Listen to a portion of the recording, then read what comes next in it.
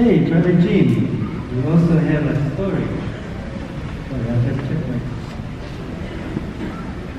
Okay, so after Brother Don arrived in Papua New Guinea, and then after years later, Brother Jim arrived. So he will connect the story.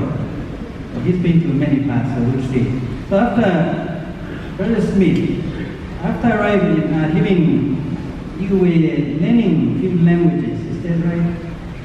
Yeah, we arrived 60 years ago last month, and we were assigned to Hamilton like Brother Don, Steve Lundy and myself, and we learned the Motu language. And then in 1960, we were reassigned. Steve went with Alan Hosking to Sabiberi, which was the Tuariki area, and learnt the Tuariki language. And Lionel Dingle and myself were assigned to Kerala. And the problem was the language there was not written.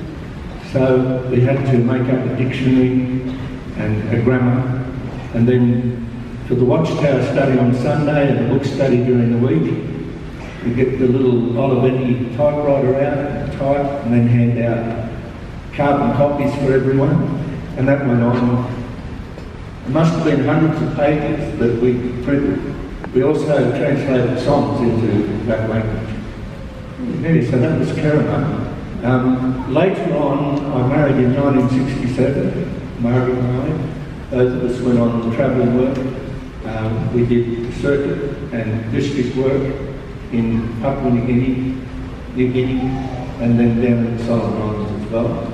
And in 1972, we were invited into Bethel. We served there for 11 years. Very good. You can still remember the years. What were some of the highlights? Can you tell us some of the highlights that you... Well, one of the highlights I feel is coming back and meeting brothers like yourself and your sister No, that have done so well. And I think back to the time when I came and had the book study at your grandfather's house, and now to see you and your sister doing that and all these other brothers. I also think of ones like Glenn Harriman on the Motu circuit. I had the privilege of studying with his parents. They became special pioneers before he was born, and now he's on the circuit. So they're highlights to us. But I think one of the other highlights I found on the circuit work was when we went to the Gulf, to the area of Bainuru, and there was an isolated man, his name was Arko Ivara. He lived at Kinipo, down on a mud flat, and when we'd go in, Mark and I on the circuit, he would hold his canoe up the Purari River for 10 hours to pick us up, and all the way back down. And each visit we made, we studied with Arko.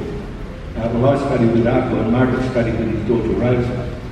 They both eventually were baptised, and Rosa joined us with the branch wagon on the book there. So they were highlights. Very good. And you mentioned that you were using this canoe, the dugout. Oh yes, well, I used to paddle the canoes at Kerala without me. But when it came to a dugout, I think we've got one there. This is the sort of thing that Brother Arko would pole. He used to pole. And if I tried to stand up in that canoe, they'd just fail. The Kerala canoes were better because they had outriggers. Yes, so we used to use them. Very good. You didn't fall, right? You didn't fall from the canoe. No, oh, many times we were canoeing in Kerala Bay. I don't know how many people's canoes I destroyed. It was about 2 miles wide, and sometimes you get big swells. One swell was washed up into crocodile territory in the mangroves. I was on my way to a book study on the other side of the bay. Never made it, but lots of stories like that. But I think from the point of view of Bethel, the thing that really impressed me there was some of the letters we got from isolated areas. I remember a letter came in from Aita there on the Sutik River. 60 people attended the memorial, conducted by an unbaptised publisher. No baptised publishers there. And when you saw a letter like that, you thought, well, Jehovah's the one that's looking after these things. Another letter came from a brother, Alan Amma, on the flywheel. And he'd read in the Kingdom Ministry about our brothers in Malawi, and he sent a quarter of his year's wage, and he said, this is for the brothers in Malawi. That's him there. And you know, I think of that brother, that's as an old man, as a young man he had a grin from year to year. And you know, one year he spent a year's wage to come to a district assembly. He arrived on the Monday after the assembly, came up to the branch, big smile, went to a meeting during the week, and then the watchtower on Sunday. It was a district assembly thing, even though it's the real one. And he was smiling, and I thought, what a spirit. What can you say? It's only Jehovah's making us grow in places like that.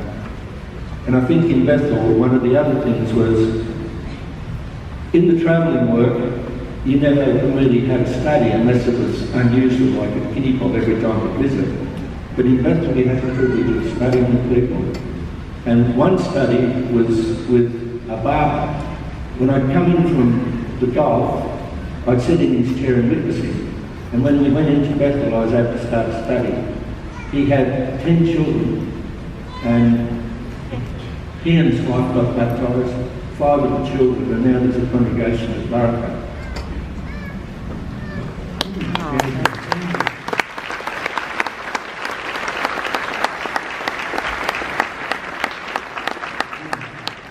Doing very well in the church. But thank you very much for the hard working when your wife and many of the other missionaries did in this country. Thank you.